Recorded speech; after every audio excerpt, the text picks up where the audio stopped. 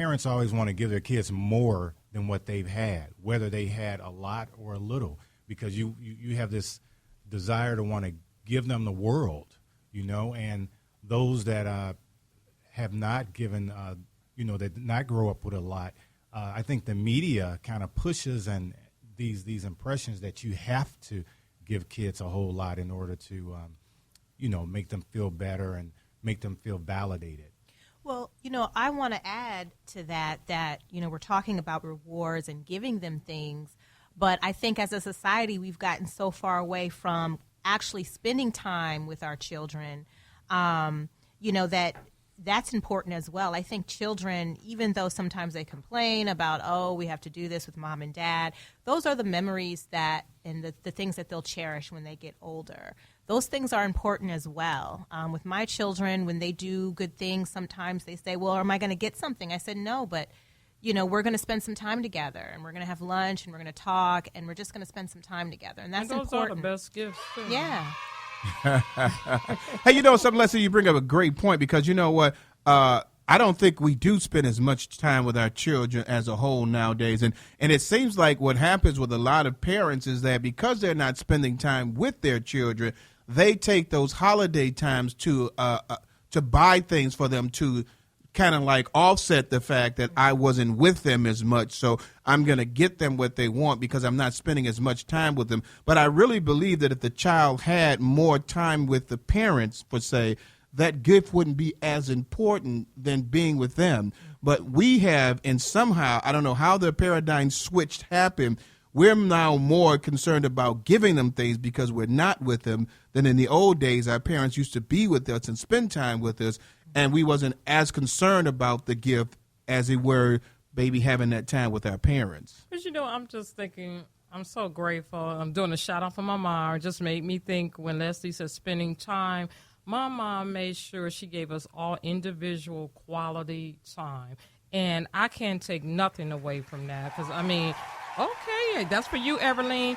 It's just, even now, she makes a point that we're grown. I still got to give my baby a gift because it's in us. It don't have to be nothing super fancy. It's just a thought. It's like, Mom, you don't have to do this. Yeah, and I've always wondered about that because she said, give my baby. You ain't no baby no more. I'm her baby. I'm the last I'm like, wait, one she still treating you like a baby. But that's okay. That's my baby. Look, that's you my ain't mama. no baby. That's hard. That's why it's hard for me to do things because your mama.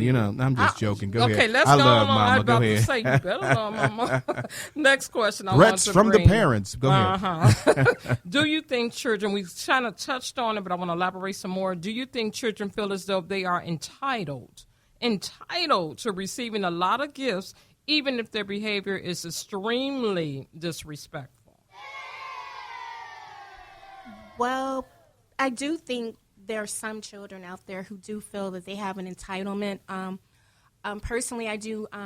I don't necessarily agree with that thinking because if you're just feeling that you're entitled, I'm the type of person you're never going to get anything out of me because you feel that you're entitled. I think that you have to essentially as a child stay in a child's place and act in a certain manner. I'm kind of old school. They make fun of me. I'm the bad cop in the house, but that's okay. But I kind of lean more towards the way I was brought up by my great-grandmother and my grandmother, so I'm strict in some areas and more liberal in others, but I don't necessarily think that if the children feel that they're entitled, that you should naturally give into that. I'm not down with that. I don't agree with that at all. So I've got a child over here that I want to ask a question about. A young lady, I should say now.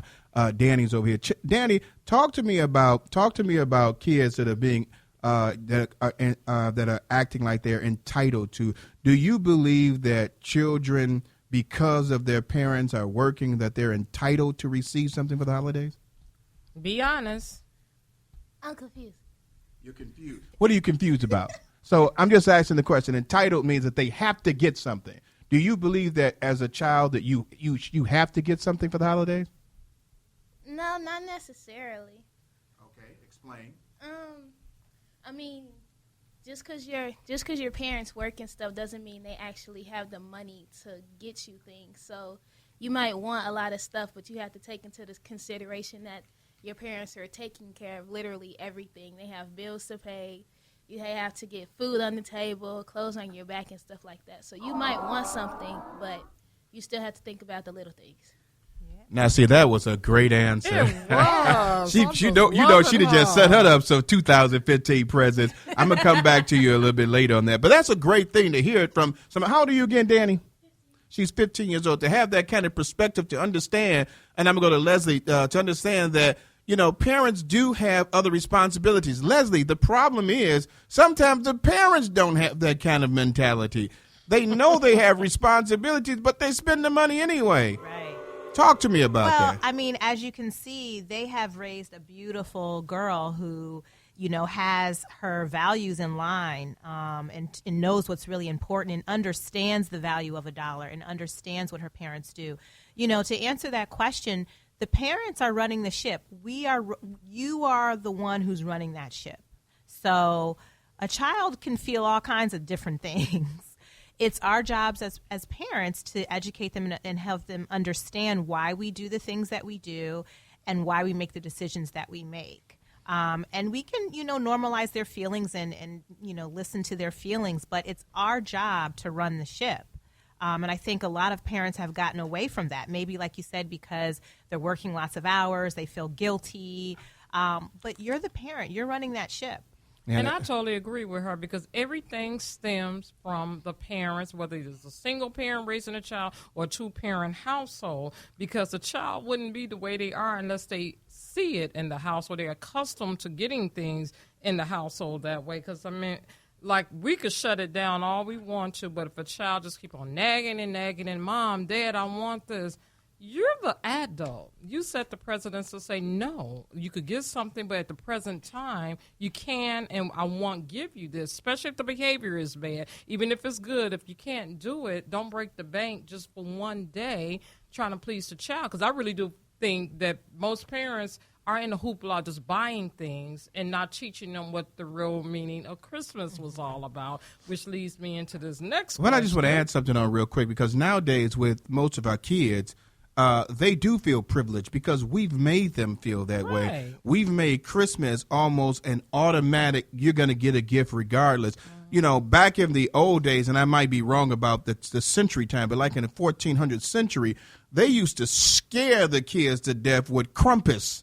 And you may have to look this up. Krampus used to be the demon that will take away bad kids that did not, do things right. And some of the foreign countries still probably practice that, but Krampus was a demon that came by and stole the kids, and if they didn't do something was right, they would be stolen away or taken away. So it was almost a fear factor to make the kids do what is right. We don't have that fear factor that, our fear factor back when we was there, Mama just said, I'm going to whoop you with a belt or I'm going to smack you in the mouth. There you go. And just that smack in the mouth, that fear, that smack in the mouth, we respected it. But I think what's happening now is that we want to be the friends of our kids so much. We want them to like us. My son, I didn't care if he liked me or not. You're going to grow up and you're going to become a man. If you don't like that, then, at 18, if you want to leave the house, you can.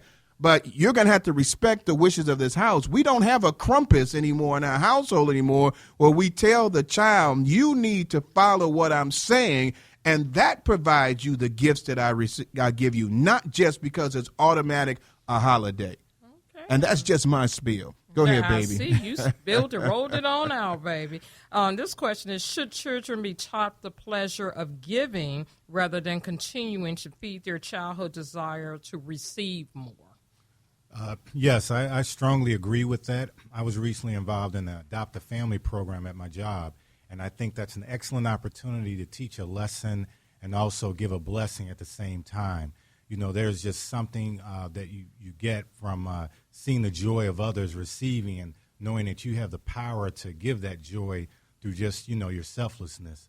So, I think that everyone should exercise that, whether they spoil their kids or not, because that's something they're going to carry on into their life, whether it goes into their career, their personal life, or any other areas. And, they can only go by what the examples that have been set and the precedent set by their parents. That's a good point, because I really do believe, like I said, it's a balance. As a child, every child want to open up something under the tree. I don't care what it is, wrap it up. They love to tear up the wrapping paper. But to teach them how to give, the meaning for Christmas, and to share. Like I was mentioning earlier to you guys, I just want to read this off before a break with Kanye West. I guess I always pronounce his name wrong, but Mr. West, when I say he did it and Angelina Jolie didn't do it, he spent $62,000 on a diamond-encrusted tiara and $12,000 toy replica of his matte black SUV on his 18-month-old daughter, Northwest, for Christmas. Hey, all I want to say to Kanye is that you need a son. That's all I'm going to say to him. You need a son. Whatever. He needs a financial advisor. Do you need? I might be older than you, but I can still be 62,000. Hey, Daddy. Okay. Angelina, she canceled Christmas, so to speak, because she believes that her children have more than enough. And because there's so many needy children in the world, she made her children donate and volunteer at charities instead. Now, I got some backlash on that because someone brought up Joan Crawford to me, and the actress Joan Crawford, and said that Mommy Dearest was so mean to her kids that when they had birthday parties, she made them give a gift away. It's a gift, one gift, and you probably had 60 gifts right there. But as children, we're selfish. I mean, they're selfish, yeah. As children, they're selfish. They want all the gifts. But she was teaching them values, and they seen that as mean. Angelina doing the same thing. I don't see that as being mean. What you think about that, Leslie? Yeah, absolutely not. I mean, I think that I'm sure Angelina Jolie's kids get all kinds of things every day that I would imagine. I mean, I'm not sure, but just to speculate that, you know, they have so much. I mean, what could she possibly give them that they don't have access to already? And so I think it's a good idea to volunteer, to give back to others, to spend that time to connect with others. I mean, we're talking about Christmas.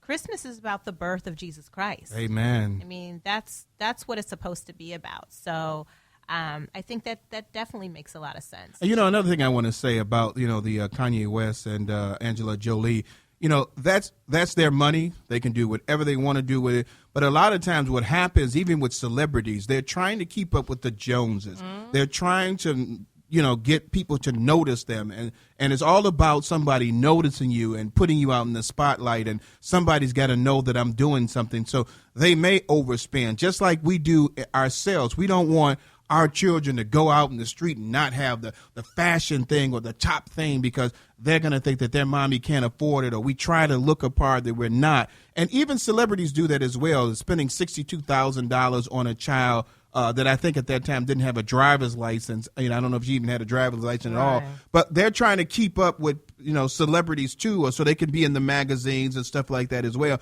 So the pressure is always on the parent to spend more because they want to think that they've got to let somebody know I can take care of my child during the holiday season, which is crazy, by the way. $42 billion spent in 2 days, yeah. 2 days, y'all.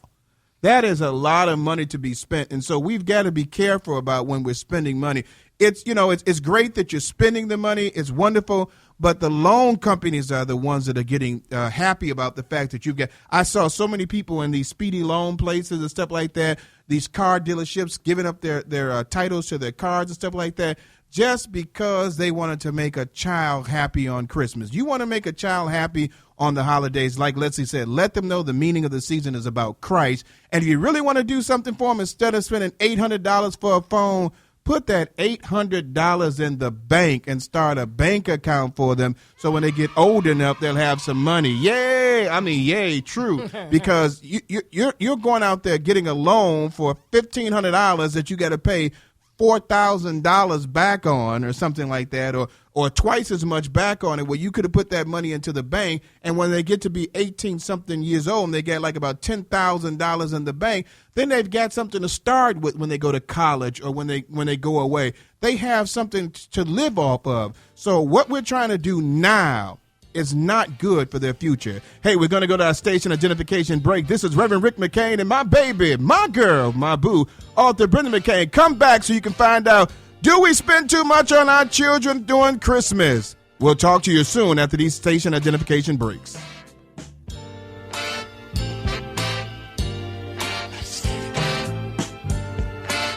Hello.